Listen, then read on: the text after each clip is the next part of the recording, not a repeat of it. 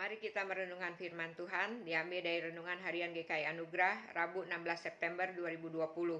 Bangkitkanlah aku ketika aku putus asa. Bacaan Alkitab diambil dari Yehezkiel 37 ayat 11 sampai 14. Ayat masnya dari Yehezkiel 37 ayat 13 berbunyi, "Dan kamu akan mengetahui bahwa akulah Tuhan pada saat aku membuka kubur-kuburmu dan membangkitkan kamu, hai umatku, dari dalamnya."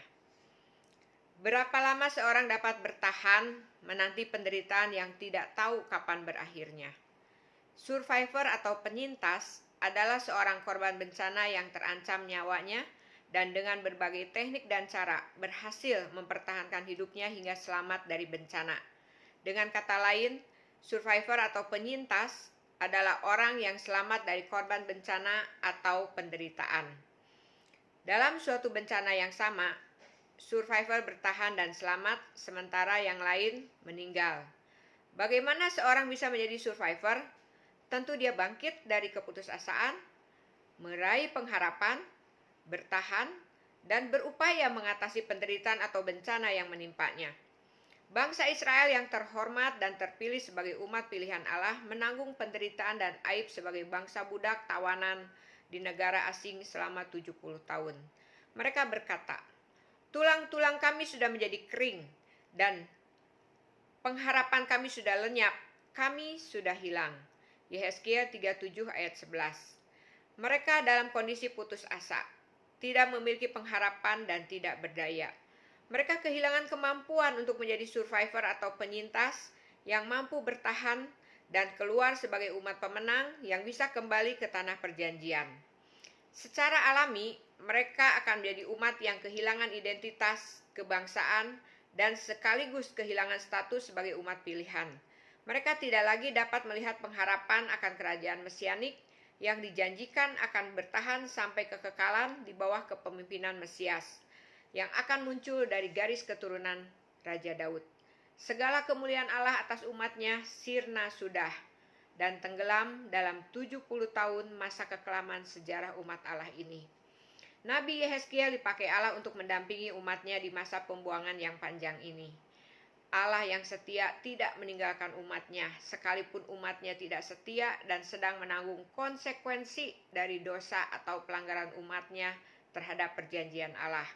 Allah ada berdiri dekat di setiap situasi yang sulit. Allah mendampingi dan mendengar setiap jeritan hati keputusasaan. Di dalam Dia ada sinar pengharapan yang akan menuntun langkah hidup kita yang tersesat dalam dunia ini menuju masa depan yang penuh kemuliaannya. Nubuat kebangkitan umat Israel yang akan muncul sebagai survivor atau penyintas bukan karena kemampuan umat tetapi karena kesetiaan Allah terhadap firman-Nya, kesetiaan Allah terhadap perjanjian yang diberikan kepada nenek moyang bangsa ini. 70 tahun kemudian, nubuat yang diucapkan Nabi Yehezkiel digenapi Allah. Pada 586 sebelum Masehi, Bait Allah dihancurkan oleh serangan kekuatan kerajaan Babil. Dan 515 sebelum Masehi, Bait Allah selesai dibangun kembali oleh kemurahan hati kerajaan Persia yang dibangkitkan Allah mengalahkan kerajaan Babil.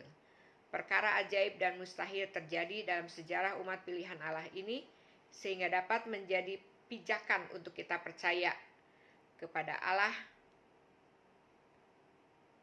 Abraham, Allah Ishak, dan Allah Yakub yang telah menurunkan Mesias untuk menggenapi secara sempurna kerajaannya akan bertahta di bumi.